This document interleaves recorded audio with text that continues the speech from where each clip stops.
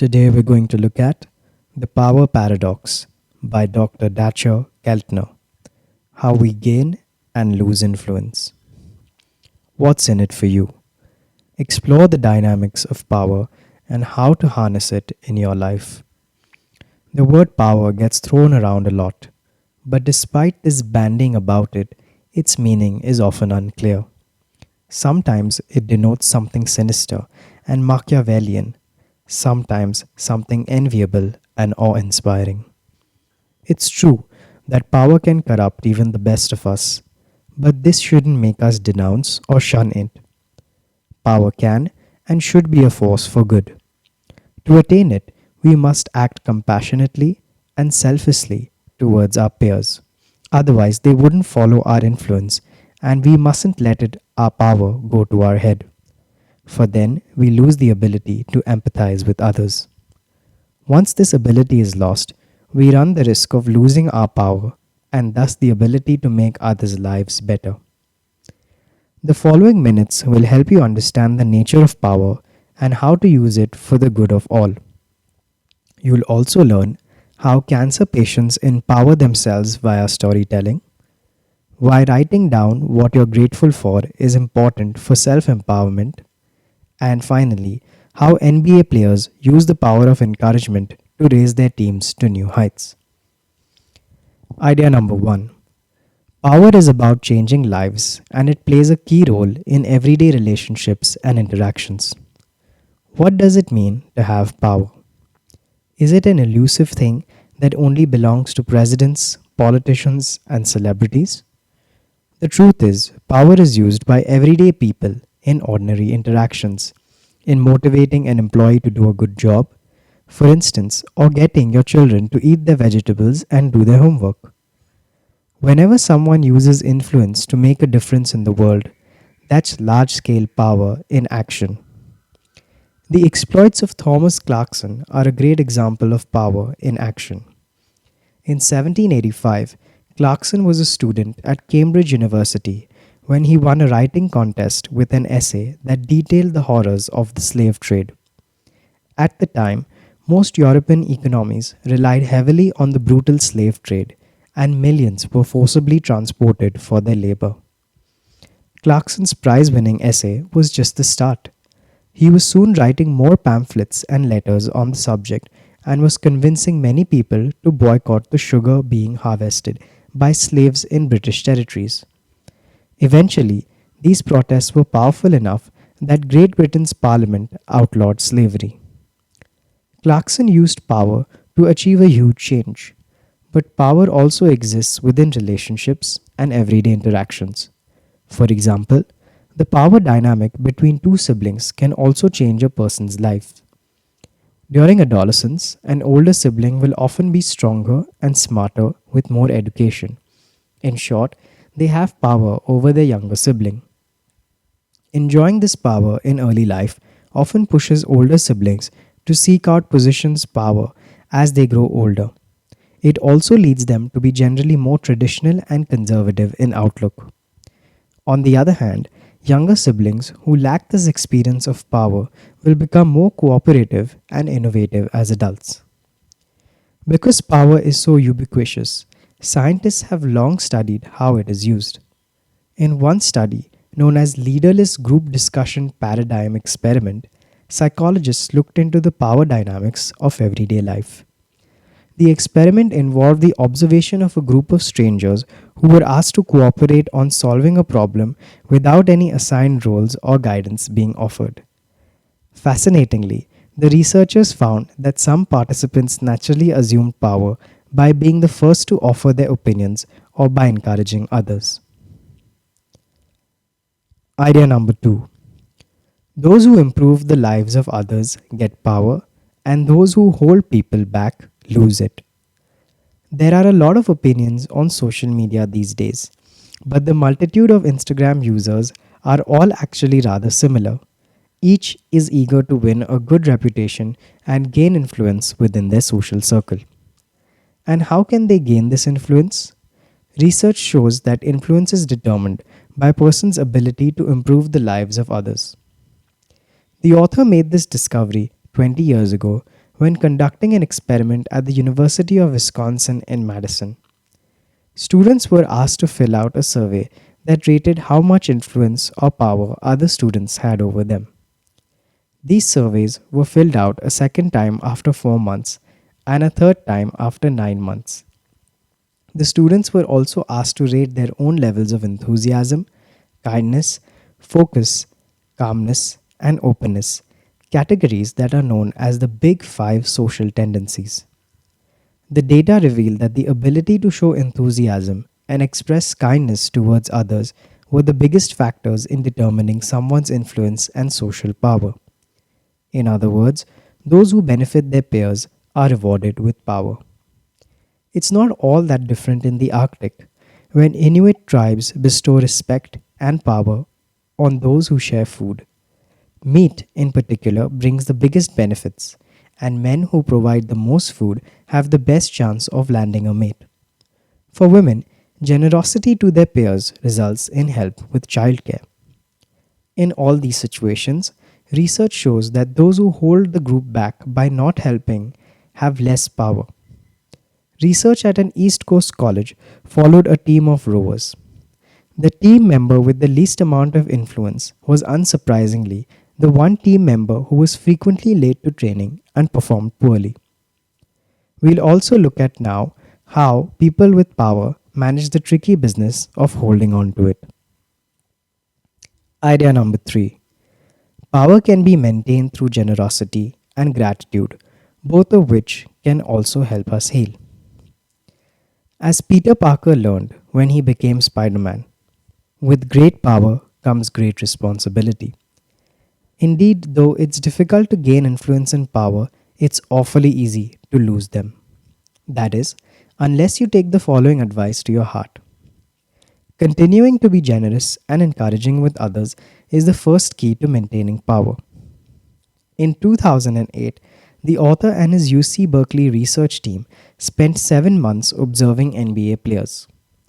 In that time, they identified 25 different kinds of encouraging gestures involving physical contact, including high fives, chest bumps, and embraces. Statistics show that the more these physical gestures were used on a teammate, the more appreciated and empowered that teammate would feel, thus improving his performance and making him happy to support the teammate who'd initiated the gesture. Other ways to maintain power are to use gratitude and tell stories that bring people together. In a 2003 study, participants were asked to record 5 things that made them feel grateful every day for 9 weeks. Afterward, the results showed that the most grateful participants were also the healthiest with the least amount of stress. These participants also had the best social standing with high levels of influence and power. Research conducted over several decades examined participants experiencing trauma, such as students with severe stress during exams, couples going through divorce, and patients diagnosed with life-threatening disease. Remarkably, participants who used storytelling skills to describe the intense experiences with great detail saw a reduction in stress and sadness. The grades of the students improved, and the T cell levels of cancer patients increased. Meanwhile, those who expressed themselves in flat, emotionless stories remained the same. The results suggest that the participants who told captivating stories engaged the interests of others, which tightened the social bond between them and their listeners, thus reducing the overall stress of the social group. In the next few moments, we'll have a look at the negative aspects of power. Stay focused on other people. Prioritize others' interests as much as your own. Take delight in the delights of others, as they make a difference in the world. End quote. Idea number 4. Acquiring power can lead to impulsiveness and a lack of empathy, which we try to justify with stories of exceptionalism. What kind of people come to mind when you think of the corrupting effects of power? Politicians, perhaps, or greedy bankers? Well, the truth is, all of us are susceptible to the dangers of power. In particular, power can reduce our empathy and encourage our self serving nature. One study asked participants to recall times when they felt powerful or powerless. As they were reliving these moments of increased or reduced power, they were shown a video of someone's hand squeezing a rubber ball. Those who were experiencing powerlessness were shown to be more likely to mimic the squeezing of the ball, while those who were feeling powerful showed no evidence of this mimicry. The researchers believe that the powerless were empathizing as a way to create sympathy and trust. The powerful, on the other hand, simply didn't need to be empathetic. In another study conducted by a Dutch company, 1,275 participants filled out surveys that asked them to mark their position within their organization on a scale of 1 to 100, with 100 being the company's president or CEO. They were then asked if they'd ever had a sexual affair or considered cheating on their partner. Results showed that 26.3% of the participants admitted to cheating, and a majority of these people marked their position of power as high. As well as being more self serving, those with power will sometimes rationalize their disrespectful behavior with questionable excuses. During a study, the author displayed a graph charting the past 30 years of average US family incomes. He then asked participants to offer their opinion on why the wealth has been unevenly distributed to the top 10%. Upper class participants believed that the top 10% gained their wealth through ability, intelligence, and hard work. The poorer participants, in contrast, believed the top 10% had enjoyed privileged access to resources like quality education and the stability afforded by growing up in an affluent neighborhood. When it comes to social injustice or justice, the wealthy have ways of rationalizing this situation to feel less guilt. Idea number 5.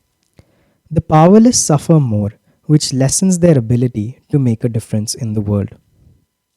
There's a good chance that at one point or another you felt stress about having to give a presentation. But did you know this is due to powerlessness? During a task known as the Trier Social Stress Task TSST, participants were asked to give a speech on difficult topics such as euthanasia with only 10 minutes of preparation time. Data shows that an audience of strangers in a situation like this, with their ability to bestow either approval or disapproval, will take on the role of power. As a result, participants instinctively responded with a fight or flight reaction. Heart rate, blood pressure, and stress levels skyrocketed, and the immune system crashed. Unfortunately, the stress that comes from a position of powerlessness is experienced daily by the disadvantaged in society. It's clear why. Police occupying a traditional role of power have been shown to be more likely to search and physically abuse African American and Latino men in random traffic stops. Meanwhile, African Americans have fewer housing options and receive more severe sentencing by the courts. Furthermore, it's been shown that employers are more harshly critical of resumes from African American job applicants. Naturally, all of this powerlessness gives rise to aggression, stress, and ill health. Neuroscientists have conducted long term studies that reveal the physiological effects of powerlessness. When children of low income families reach 11 years of age, their brains were 5% less developed in areas related to language, rationality, and stress control. The researchers noted that the negative impact this would have on learning, coping with threats or challenges, and making significant contributions to society. This study concluded that those raised in low income families are likelier to have stress related cardiovascular disorders and are also at a 20 to 40% higher risk of dying from common diseases. The issues surrounding the powerful and powerless aren't limited to courtrooms and boardrooms. Understanding the extent of these dynamics can help us battle racism, sexism, homophobia, and other inequalities in our society. Final summary. The key message in this book is, regardless of our differences, we must learn to respect one another wholeheartedly. By listening with intent, acknowledging others' achievements, and practicing gratitude, we can empower others to contribute to the world. This is the end. Thank you.